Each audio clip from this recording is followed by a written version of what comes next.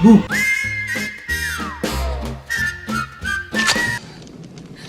Let's go.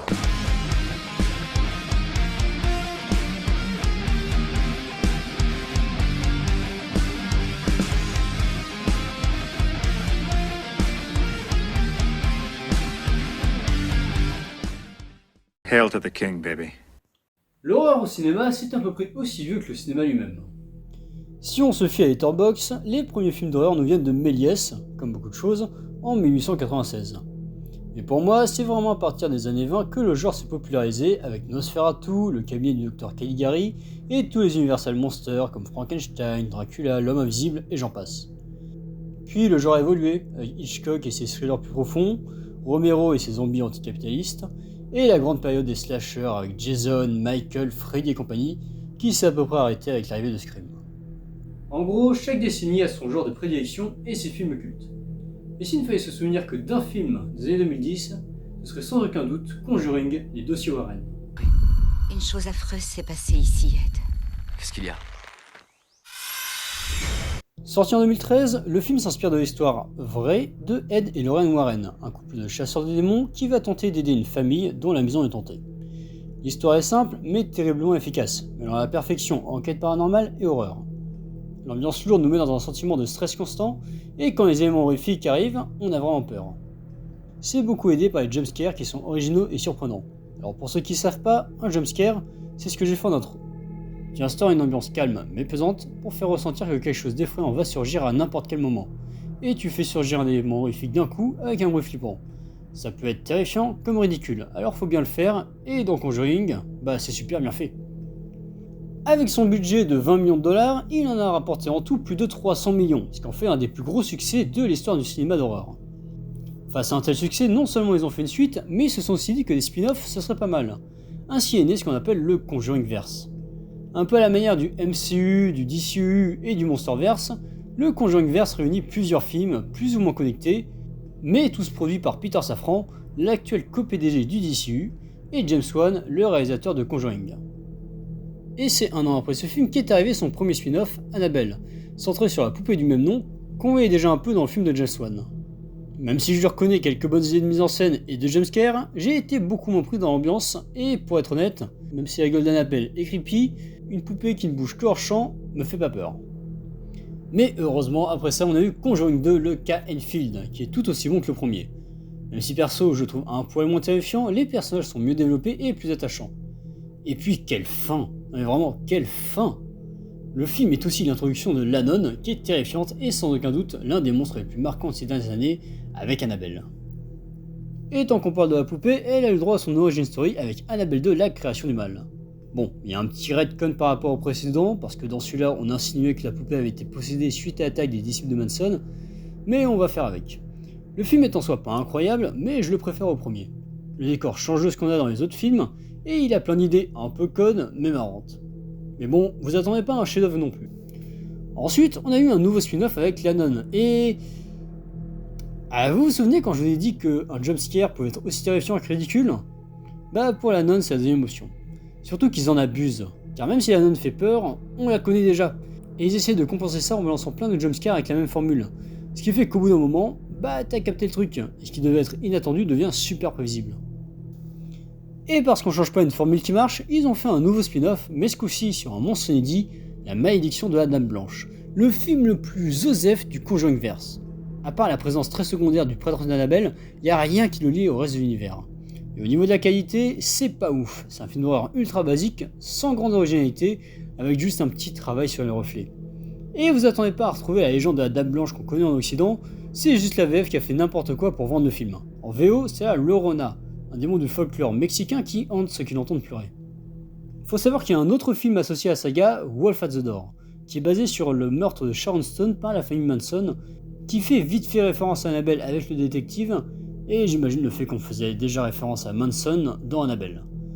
Bon, on va pas s'attarder dessus, je pense que tout le monde s'en fout.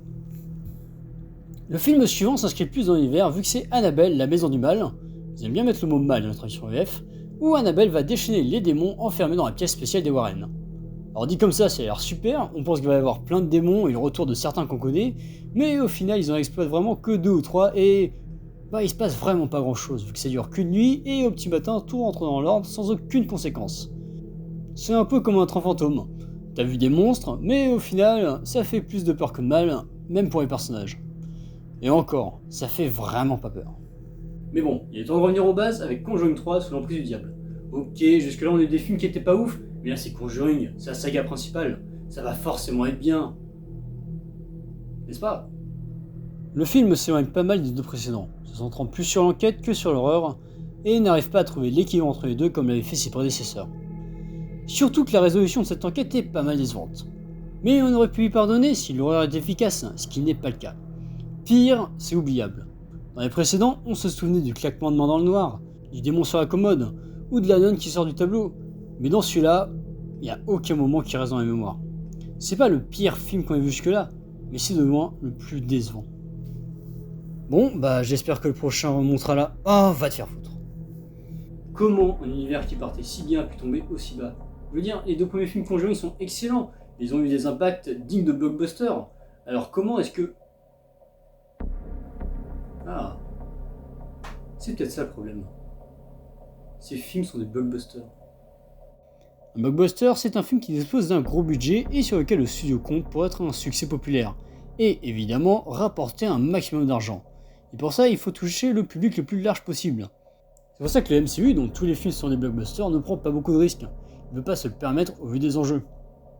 Et la comparaison avec les films de super-héros est pas anodine. Les Warren, qui à la base étaient sans doute des charlatans, ont été adaptés au code actuel pour être le plus accessible possible et sont devenus des héros au service de Dieu pour combattre des démons. You'll never stop me. That's right. I won't. But the power of Jesus Christ, our Savior, will. Mais bon, comme on sait qu'ils sont morts de vieillesse dans les années 2000 et pas face à Belzébuth, ça retire quelques enjeux. Alors je chipote, c'est une bonne chose de prendre des libertés, mais il faut pas oublier que l'un des éléments qui fait le succès des films, c'est d'avoir dit que c'est inspiré de faits réels, avec les enregistrements et les photos en générique de fin. Enfin bref, toujours est-il que les films du Conjuringverse ne s'adressent pas à la niche des fans d'horreur, mais au grand public, ceux qui viennent avec leurs amis et leur popcorn pour tester leur courage. Le but c'est pas de bouleverser le public, comme un Midsommar, mais juste de le divertir, de faire ressentir quelques frissons par moment comme une montagne russe. On perd un peu l'intention artistique, non? Pourquoi on a fait une suite à la nonne? Bah parce que le premier a rapporté 365 millions. Pourquoi les films se ressemblent et manquent d'identité? Bah parce que ça a marché une première fois, donc pourquoi changer?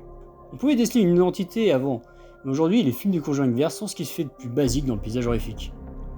Cette identité s'est notamment perdue avec le départ de James Wan, le réalisateur des deux premiers Conjuring, de Insidious 1 et 2, et de Saw, donc un mec qui pèse dans l'horreur, et qui a toujours maîtrisé sa caméra et eu d'excellentes idées de jumpscare. Alors qu'aujourd'hui, même si James Wan continue de produire, il laisse la réelle à d'autres comme Michael Chavez, un de ses disciples qui a sûrement envie de bien faire mais qui est loin du niveau de son maître. La malédiction de la Dame Blanche, Conjuring 3, la Nonne 2, c'est lui. Au bout de 3 fois, va falloir penser à arrêter le massacre, monsieur. L'horreur, plus que la plupart des autres genres, a besoin d'une bonne mise en scène. Car t'auras beau avoir la créature la plus flippante du monde, si tu la mets mal en scène, l'horreur marche pas. Prenons un de mes films d'horreur préférés, Hérédité. Y a pas de monstre flippant ou quoi, mais la mise en scène d'Ari Aster, les prestations des acteurs et l'ambiance lourde font que j'ai eu quelques-unes de mes plus grosses frayeurs avec des trucs tout cons comme... Et tant qu'on parle d'ambiance, on touche à un nouveau problème. Les films se passant dans le même monde, l'ambiance est similaire, s'adaptant légèrement à l'époque et au décor, mais n'offrant pas de vraie identité au film. Entre La Nonne qui se passe dans un couvent quasi abandonné en Europe de l'Est dans les années 50 et Annabelle 3 qui se passe dans une banlieue américaine dans les années 70, l'ambiance est bien trop similaire. Ils profitent pas assez du décor et du contexte car ils veulent pas trop s'éloigner de l'identité de la saga, et c'est super dommage. La Nonne aurait pu avoir une ambiance à la Nosferatu par exemple. Un film d'horreur marque par son ambiance. Tout le monde retient l'ambiance dérangeante de Midsommar, le macabre de Massacre à tronçonneuse, ou encore le glauque de La Colline des Yeux. C'est ce qui donne de la personnalité à ces films qui sinon ressembleraient à beaucoup d'autres et seraient bien moins marquants. Un bon film d'horreur, c'est pas un film qui te fait peur sur le coup et que tu oublies ensuite. C'en est un où le sentiment de peur continue même après le visionnage, où tu te rappelles de ce que tu ressentais devant même des années après. Pour conclure, le Conjuringverse vise une cible bien particulière, et ça marche. Mais est-ce qu'on retiendra La Nonne 2 et Annabelle 3 comme on retient The Thing ou Evil Dead? Évidemment que non. Alors je parais peut-être dur avec ces films, mais comme dit précédemment, c'est des blockbusters d'horreur, avec du budget et les moyens d'avoir des gens de talent. Donc normal que je sois plus exigeant avec qu'avec des films comme Zombieverse. Même si les castors zombies, c'est quand même cool.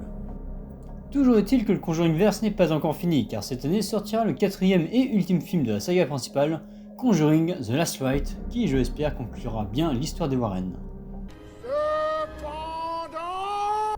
Warner a annoncé lors de la CinemaCon que Conjuring 4 marquera la fin de la phase 1 du Conjuringverse.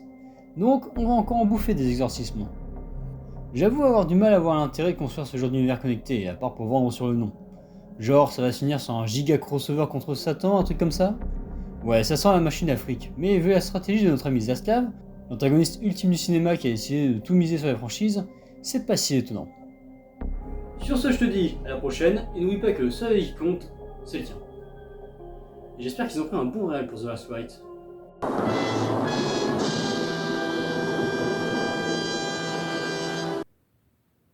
Fuck.